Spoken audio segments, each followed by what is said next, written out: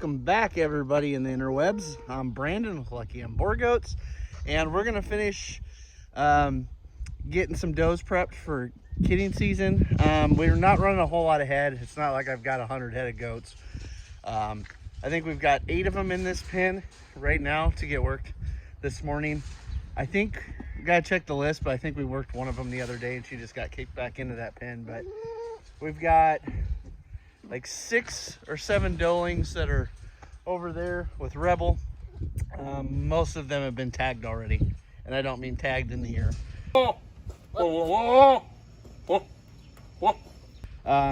We've got one horn crazy and I don't know, Sunny Sparkles or whatever Macy calls her out here in the pen. They're all trying to destroy the fence. They've already been worked. One horn I'll probably at some point get her back on a stand or in the chute to clean her hooves up again. Her hooves grow really fast, and so if you let them go too long like we did, it takes a couple trimmings to get her caught up. But the girls are not in heavy condition right now. They've been cut back to 1 feeding a day, and so we're just keeping them light for kidding season and for feed expense. And I think we talked to Todd last night, and I think our plan is to start supplementing alfalfa in. So we're gonna work these girls today. Shayna and Brooklyn are on the way. It takes longer to set up than it does to do it, it feels like. But since my hoof boss took poop and stripped the gears, I'm gonna be using the grinder, and I'm gonna be using a 40 grit flap disc. From what I saw online, I want to say Harbor Freight may have a 35 grit, a little more aggressive, but I'll run this one until it goes out, and then we'll go from there. Well, why don't you go shut the gate? Well, you go shut the gate. We already did pee. Well, I know, but she was already up here. Yeah, she literally, I knew we did one of them, and her hooves looked pretty trim, but she literally was on the stand, or on the ramp, and I held the gate open, and she just walked in. So she just needs some groceries. Well, yeah, I'm gonna put her in with machine. Oh, Yeah, what do you have about a halter out here? yeah, they're all the halters are on the ladder next to the feed bin because I took them off the wagon. Oh, okay. So apparently, hey, are those goats being naughty, B? Yeah, you go tell them how it is. I know, that boo-boo on your face. Can you say hi? So anyway, so yeah, okay. I thought Rebar was maybe the one that got worked, but it was Phoebe. Okay, I'll look at the list, but her hooves look like they've been done. So anyway, she'll be one that we'll put in with Machine, our December buck that we kept back. He's one of Brett's sons, so Square Power on the top would be the most notable name, and then on the bottom end it would be what? I can't hear you. Oh, Blurred Vision on the bottom? Okay, yeah, Blurred Vision on the bottom. That would be one of Rebar's little boys, and we've always got good square stuff out of her. And she's from Travis down at Rebar Ranch in Oklahoma, but that I can't see. My screen is so square. She's got her head down. I can't see you and see her. And anyway, she's one farthest back to the fence. She puts a lot into her babies. We've got some girls that do pretty well, putting a lot of their weight on their kids and not like trying to hold it themselves. And then we just feed them back up to condition and to health. But she bounces back pretty quick. She's not at the top of the pecking order, but she's like right on that line between the top and the middle. So one of our homegrown girls here, Peaches, she also conditions back really well. Looking forward to see her on Rebel. She's got a really good maternal line, and so she's out of some weather genetics when we bred her, and it'd be nice to see her lengthened out about a rib length.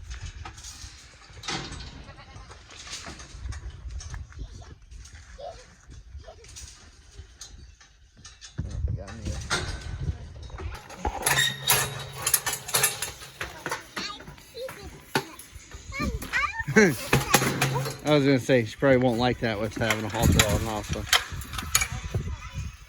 Y'all see what the goats have done? They've slipped this clear over.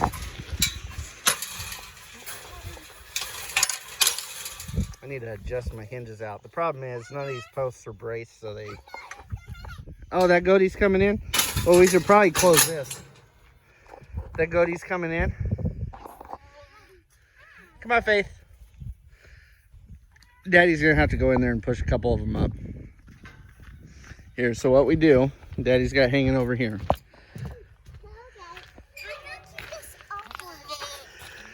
So these are some land anchors that came with, I don't even remember what. Oh, I think they came with like a little tin shed. Here, I can't hold this and do this at the same time. Okay, pick it clear up. Clear up high. Here, hold it down here and push it up. Here, put your hands down here. Yeah.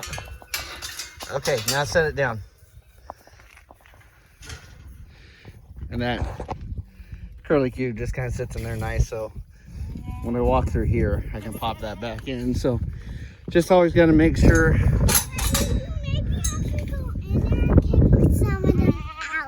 Kick them out? Well, I think I need to push them in. So what there is in these Go Master Northeast Gate Company chutes is there's just 2 holes in them. And when you put a buck in here or a super thick-necked doe, the gaps aren't quite right. So what I did, I think I did it on both sides. In between the 2 holes, I actually drilled another hole because I think there's for sure a couple inches spacing. Now I feel like they're on a 1-inch spacing. Did that top and bottom, and that's helped out a lot. So that way I can move it out just incrementally. We can get a snug fit, but they can still move. What are you thinking, monkey? Did you just take your pigtails out? I'm not a monkey. You are a monkey. Yeah, your pigtails are coming out. I don't know where you got that boo-boo on your face. Okay, hey, watch out. I don't want you walking underneath this and hitting your face, okay? You have a tendency to walk underneath or around those gates when they're swung open and smack your head. So, anyway, okay, I'm going to find our first victim. And then if I've got enough battery left, I'll tell you, or Shayna will tell you kind of what we're giving them. They may be coming out of your pants. Oh, they're coming out of my pants? I don't think wasps coming out of my pants. So we moved our Shelter Logic kite in a box over here. Obviously, it made it a couple seasons and then it tore up. They're just too light duty, especially for Nebraska. Well, I love you too. And so anyway, it tore. We patched it like a lot of people do, just some Gorilla Tape or whatever, because all your rub points is where it starts to wear through as it flaps in the breeze and stuff. So anyway, I'll probably do like a lot of people and put some tin on this. I need to move this board. It's just arbitrarily been laying here. And then this is old cheap wood, not new expensive wood. Yeah, that makes sense. Yeah, I will in a second. We're waiting for Mom. She's getting the garden sprinkler going. But anyway, I need to finish taking out the land anchors that are over there and bring them over here and get this secured down, because this is on the edge of the pasture. Well, we call it the pasture, but honestly, we've made it cool season hay. And so I need to get that secured down. And I think all I'm going to do, we've got more room here than I thought. It barely fit in the panels. But I think I'll probably bring down, I'll probably bring tin down as far as, you know, maybe in here, which will still make it a giant kite, because this end will be open. And I probably could slide it back to the east, but then the problem is then we don't have cover when we're working on stuff.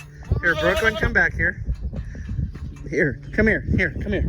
Let's go get the wasp spray. He's flying around here. Yeah. So anyway, I think what we'll do is we'll put some tin on that so we've got some cover, and then I'm just gonna have to anchor it like a madman. So it push. I'm just gonna have to anchor that like a madman, so it doesn't take flight. Who knows? Maybe I'll even take some runs of cable and run it over the tin on top to secure it down. So I'd hate for that to take flight and fly into the shed or something like that. So anyway, let's get the wasp spray. What I need to do is I need to silicone those holes in Maybe today, since it's like 80-degree high, maybe I can finally organize this stuff. Is there a yellow can sitting there behind you? Yes. Okay. Bring that. Daddy's got to throw that away. Move this. Burn that stuff. Organize this. Yes, it's quite the set of disaster in here. Okay. Well, I'm just not really like awake. Yeah. Shayna had her coffee, so she's working on waking up. So I have my morning routine, which usually involves Occupying the bathroom. whether or not I need to for occupy an it. extended amount of time. Yeah, that's my wake up time. Up and sitting on the toilet all the live long day.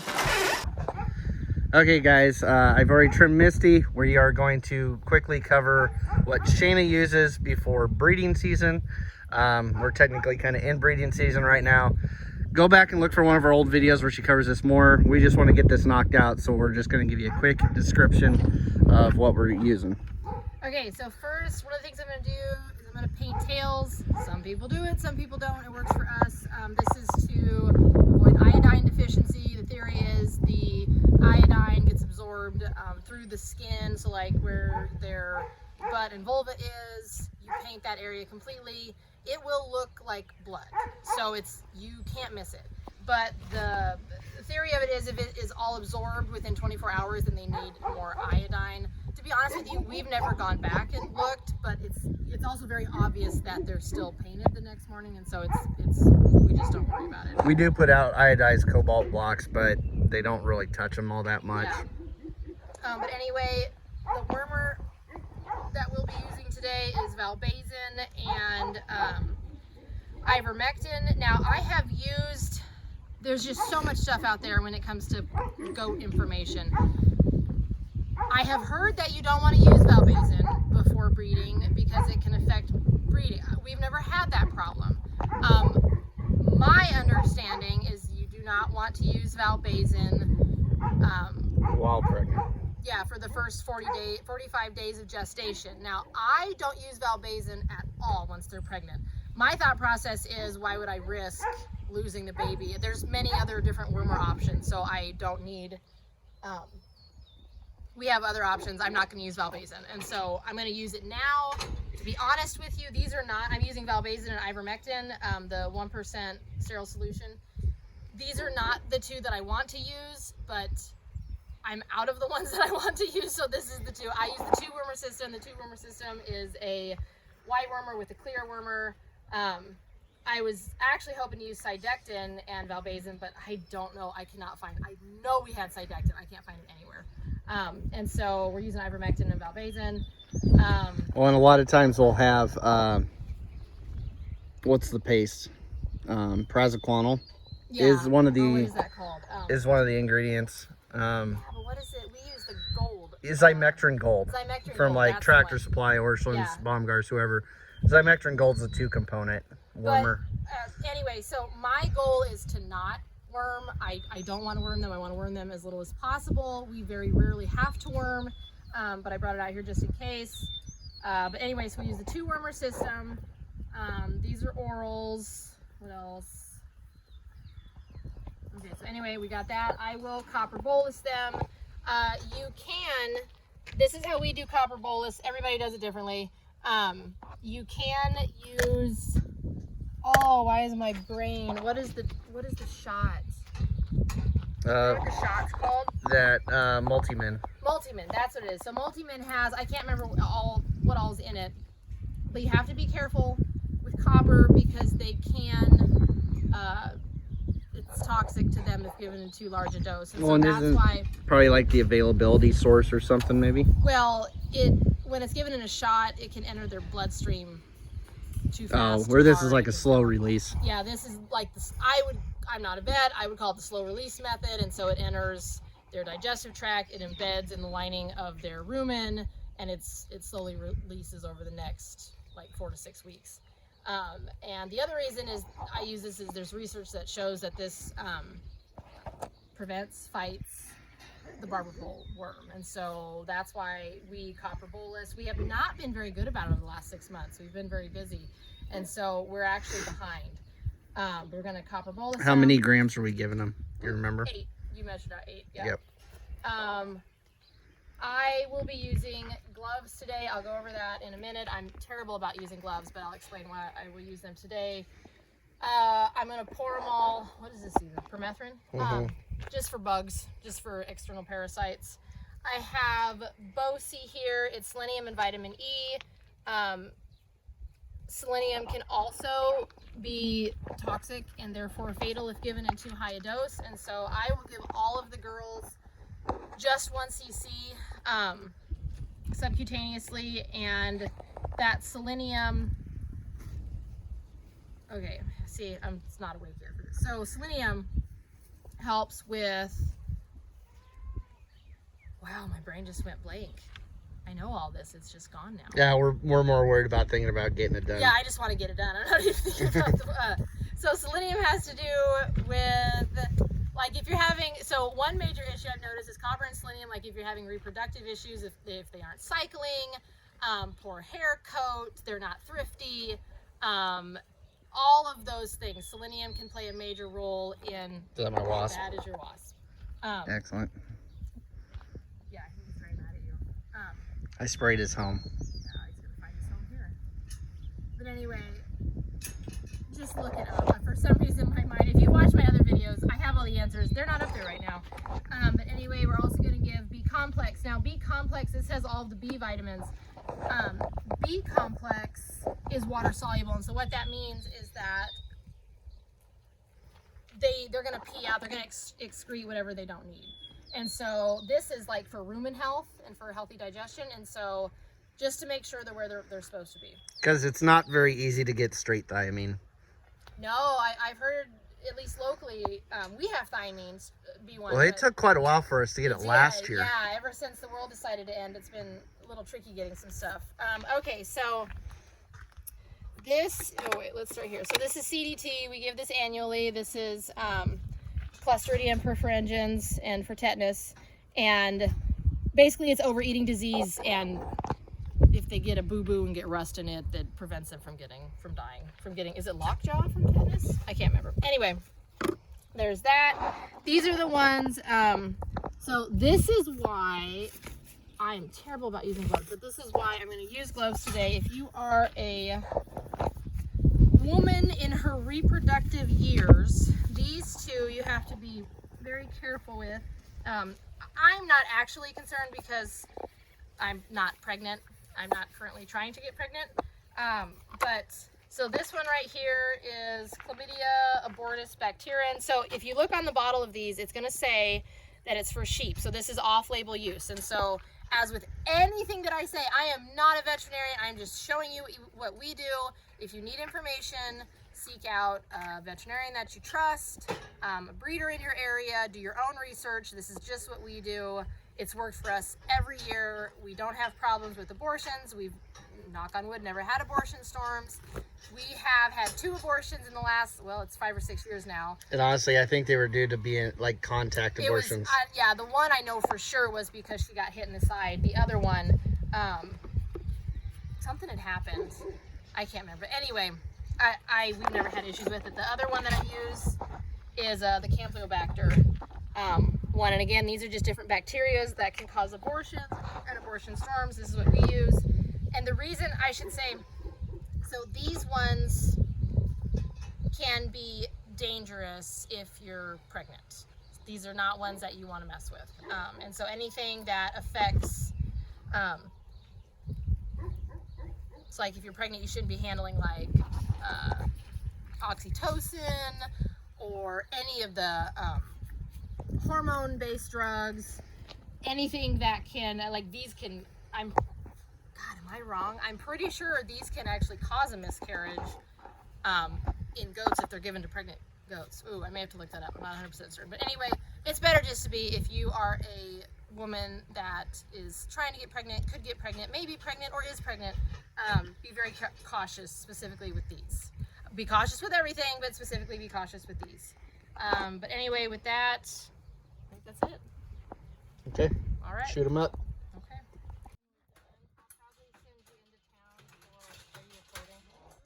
Well, I'll probably send you into town for fungicide. Get what? Fungicide. Oh yeah.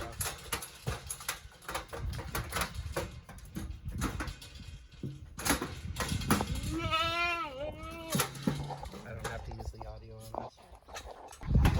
Okay, so I forgot to say these two are breeding season vaccines. They can cause huge welts.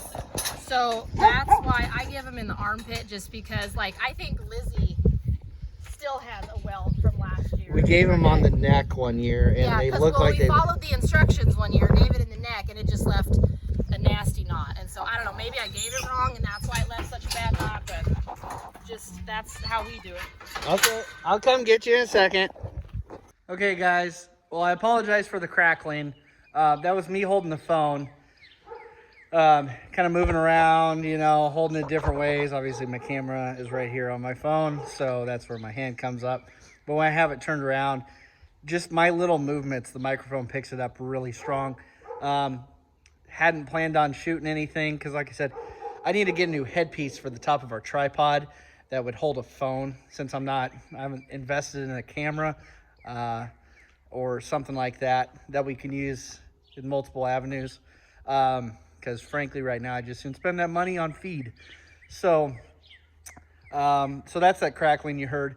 I apologize for not doing, taking more videos. We've done it before. When we do this, a lot of times we're under a time constraint, even if it's just a handful of animals, 6 or 8, 10, something like that. Because we have the kids that will wander out and they get into everything. And then we got to worry about them moving syringes around and which syringe goes which bottle, which shot. So we have to do this in spurts, fast and furious. And so where I have to use the hoof boss, I just got in there, knocked him down quick with the grinder and a flap disc. Shayna pops in. I usually hold their head. We administer wormers if they need it.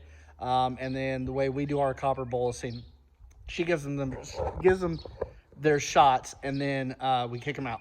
So that's basically what happened there. Yeah, nothing too fancy. I have done previous videos of that before. As I get pieces to the tripod and stuff moving forward, I will do some more video of that kind of stuff. But we basically got everybody caught up now. A couple other goats need copper boluses yet. For some reason, sometimes you don't count enough when you make them. So one goat needs that. One goat, the hoof boss died when we were doing everything. And so we kicked that group out, and I need to do her hooves yet. So just a couple stragglers, but I think we'll leave you with a little bit of video from Cameron, one of our buddies up the road. I go over and check on their goats if they're gone from time to time, some things like that. So he's out cutting hay today, and he won't tell you for who, but he does a lot of drone work, or I should say he has a few drones. And so he shot some drone footage, cutting some hay out behind his house today. So I'll leave it at that, and we'll see you on the next one.